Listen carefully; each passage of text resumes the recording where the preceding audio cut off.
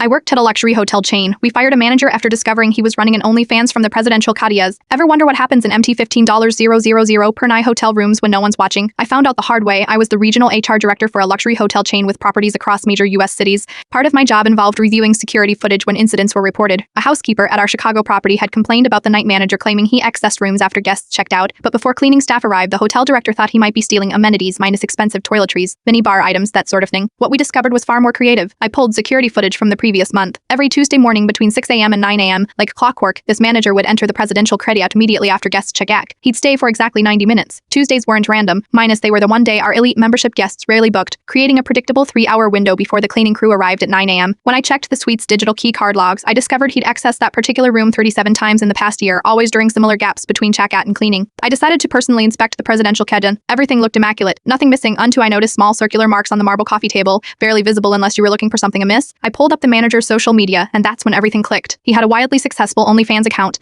minus 30,000 plus subscribers paying $20 monthly. His content, luxury lifestyle photos and videos, all featuring the distinctive marble tables, gold fixtures, and panoramic skyline views of our $15,000 per night presidential calendar. He'd been staging elaborate photo and video shoots every Tuesday morning, building a fake luxury dyed red persona, using our property as his backdrop. His followers believed he lived a life of extravagance, minus, in reality, he was making about $70,000 a year as a night manager. When confronted, he didn't deny anything. The rooms were empty anyway, he shrugged. I explained that using company property for personal profit violated about 17 policies, not to mention the security risks of unauthorized access. Do what you have to do, he said. I made $47,000 last month from subscribers. I was planning to quit anyway. We terminated him immediately, but here's the ironic part. Minus 2 weeks later, our marketing team noticed our social media engagement ad plummeted. Wrapped out, his content had been inadvertently driving significant traffic to our hotel. Several guests had actually booked the presidential Krediat specifically because they'd seen it on his account. The company considered legal action, but ultimately decided against it. The publicity would have been worse than the offense. Last I heard, he'd partnered with a competing luxury hotel chain as their lifestyle content creator. Sometimes I wonder if they know how he got his start. My first act after this incident, installing motion-operated cameras in all presidential summons. My second, adding a specific clause to our employee handbook about unauthorized social media use of hotel spaces. The hospitality industry never fails to surprise me.